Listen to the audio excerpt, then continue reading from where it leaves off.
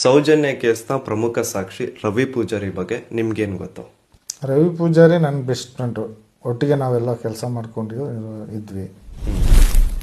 Totally Soujanya ಕೇಸಲ್ಲಿ ಅವನಿಗೆ ಎಲ್ಲ ಡೀಟೇಲು ಗೊತ್ತಿದೆ. ಅವ್ನಿಗೆ ಏನು ನಡೆದಿದೆ, ಏನಾಯಿತು, ಹೇಗೆ ಎಲ್ಲ ಪ್ರತಿಯೊಂದು A to Z ಅವನಿಗೆ ಗೊತ್ತಿದೆ. ಅಂದ್ರೆ ರಿಯಲ್ ಆರೋಪಿಗಳು ಯಾರು ಅಂತಾನೂ ಅವನಿಗೆ ಗೊತ್ತಿತ್ತಾ? ಪಕ್ಕಾ ಗೊತ್ತಿದೆ. ನಿಮ್ ಮುಂದೆ ಹೇಳಿದ್ನಾ? ಹೇಳ್ಕೊಳ್ತಾ ಇದ್ದ. ಹಾಗೆ ಜಾಸ್ತಿ ನಾನು ಅದನ್ನು ಅಬ್ಸರ್ವ್ ಮಾಡ್ಕೊಳ್ಳೋಕೆ ಹೋಗ್ಲಿಲ್ಲ. ಅವನು ಹೇಳ್ತಾ ಇದ್ದ. ಬಟ್ ಮರುದಿವಸ ನಾವು ಸಾಯುವಾಗಲೇ ನಮಗೆ ಕನ್ಫರ್ಮ್ ಆಯಿತು, ಇವನು ಈ ಥರ ಕೊಂದಾಕಿದ್ರಲ್ಲ ಅಂತ ಭಯ ಬಂತು. ಯಾಕಂದ್ರೆ ಅವನು ಸತ್ತೋದ್ನಲ್ಲ ಆಫೀಸ್ ಒಳಗೆ. ಅವ್ರ ಮನೇಲಿ ಸತ್ತರೆ ಬೇರೆ, ಇಲ್ಲ ಊರೊಳಗೆ ಸತ್ತರೆ ಬೇರೆ, ಆಫೀಸು ಒಳಗೇನೆ ಸಾಯಿಸ್ಬಿಟ್ರು. ಅವನಿಗೆ ಸೌಜನ್ಯ ಕೇಸಲ್ಲಿ ನಿಜವಾದ ಆರೋಪಿಗಳು ಯಾರಿದ್ರು ಅಂತ ಗೊತ್ತಿತ್ತು, ಪಕ್ಕಾ ಗೊತ್ತಿತ್ತು. ಅದನ್ನ ಎಲ್ಲಿ ಬೇರೆಯವ್ರ ಮುಂದೆ ಬಿಟ್ಕೊಟ್ಬಿಡ್ತಾನೋ ಅಂತ ಸಾಯಿಸಿದ್ದ.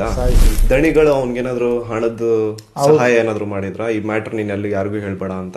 ಇಲ್ಲಿ ಕರೆಸಿ 25,000 ದುಡ್ಡು ಕೊಟ್ಟಿದ್ರಂತೆ, ಸಣ್ಣ ದಣಿಗಳು ಕೊಟ್ಟದು ಅಂತೇಳಿ ಅವನೇ ಹೇಳ್ದ. 25,000 ಅಮೌಂಟ್ ಕೊಟ್ಟಿದ್ದಾರೆ. ನೀವು ಹೇಳಿದ್ರಿ ಅಕ್ರಮವಾಗಿ ಶವಗಳನ್ನ ಹೂತಾಕ್ಬೇಕಾದ್ರೆ ಎಷ್ಟೋ ಸತಿ ಪೊಲೀಸ್ ಆಫೀಸರ್ಸ್ ನಿಮ್ಮ ಜೊತೆಗೆ ಇರೋರು ನಿಮ್ಮ ಎದುರುಗಡೆನೆ ನಿಂತು ಎಲ್ಲ ಕೆಲಸ ಮಾಡಿಸೋರು ಅಂತ. ಸೊ ಆ ಪೊಲೀಸ್ ಅವರು ಆ ಶವಗಳು ಯಾರ್ದು, ಅವ್ರು ಯಾರಿಗೆ ಸಂಬಂಧಪಟ್ಟವರು, ಈ ಥರ ಹುಡುಕೋ ಪ್ರಯತ್ನ ಆಗಲಿ ಅಥವಾ FIR ಮಾಡೋದಾಗ್ಲಿ ಮಾಡ್ತಾ ಇದ್ರಾ?